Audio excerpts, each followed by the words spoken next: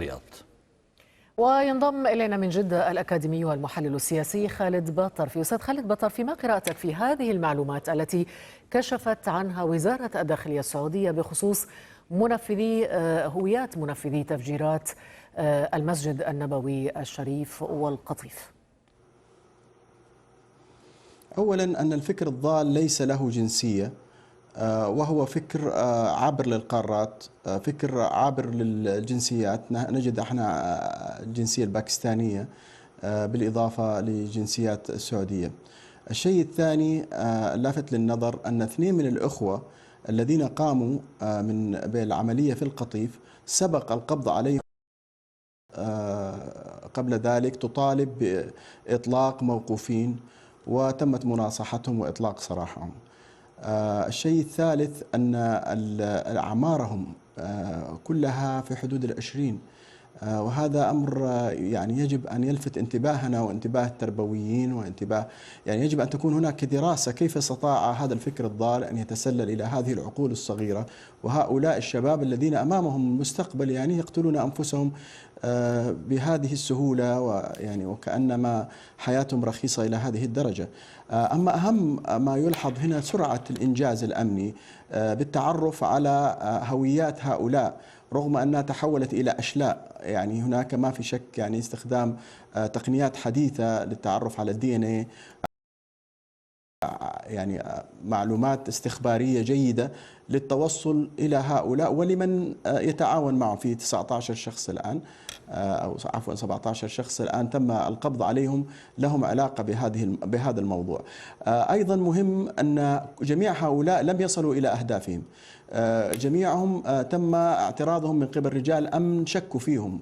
إذا هناك تواجد ممتاز لرجال الأمن في كل المواقع، وهناك أيضا خبرة وتدريب جيد، لأنه كيف استطاع من بين آلاف المصلين أو في حالة الحرم النبوي من خلال يعني أكثر من حوالي 1,000,000 مصلي، كيف استطاع أن يتعرف أن هذا بالذات مشتبه به، وبدليل أنه فجروا أنفسهم أن التعرف أو الاشتباه كان تعرفا واضحا أنه له دلائل، أو أن الذي فجر نفسه عرف أنه كشف أمره. نعم، ونحن يعني معك.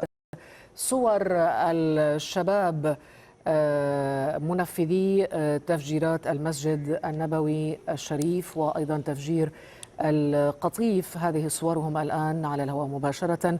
لكن السؤال الذي يطرح نفسه الآن بعد تحديد أسماء هؤلاء وجنسياتهم، هل يقود ذلك الآن إلى تحديد الجهة التي تقف وراء هذه التفجيرات؟ يعني بالعادة داعش، يعني هذه بصمات داعش، ولكن داعش عن مسؤوليتها، ربما لأن ردة الفعل في العالم الإسلامي كانت قوية جدا، وهذا يؤثر على قدرتهم على التجنيد، وربما لأن هناك جهة غير داعش. يعني الشكوك تتوجه نحو إيران، لأن إيران أعلنت قبل التفجيرات بأيام أنها ستستهدف المملكة ودول الخليج، وأن السعودية لن تحضر عيدا سعيدا هذا العام. ثم حدثت هذه التفجيرات، وحصلت أيضا يعني في البحرين، وكشفت خلايا في الكويت. فربما يكون هذا أيضا لهم علاقة بجهة وسيطة بينهم وبين إيران، لأنهم هم ما في شك أنهم جميعا من السنة. فالأمر غير واضح الآن، وأعتقد أنه يجب عدم يعني التكهن حتى تصدر الداخلية في هذا الشأن. طيب، ماذا بالنسبة للمعالجة الأمنية لهذا الوضع الجديد بعد هذه التفجيرات؟ هل هناك تحول في طريقة التعاطي الأمني مع هذه التفجيرات؟ حقيقة أنه ميزة الحكومة السعودية، حتى أذكر من أحداث جهيمان، أن تعاملها مع التفجيرات والأحداث من هذا النوع ليس ردة فعل قوية وعنيفة بحيث أنك تشعر بها في الشارع، خروج مدرعات، خروج جنود في كل مكان، تفتيش في كل مكان. بالعكس، الأمن القوي، الأمن المتميز هو الأمن الذي تستمتع به دون أن تراه، هو الأمن الخفي. فأعتقد أن الأمن الخفي سيزداد، والأمن الخفي في هذه الأماكن ولكن على حدود المملكة، لنمنع دخول المتفجرات، لنمنع دخول بعض الأشخاص الذين كانوا قدموا من سوريا وتم تدريبهم هناك. أيضا العمل الاستخباري داخل وخارج المملكة في الأماكن، في البؤر التي جاءوا منها، بحيث نقوي هذا الدرع الحصين.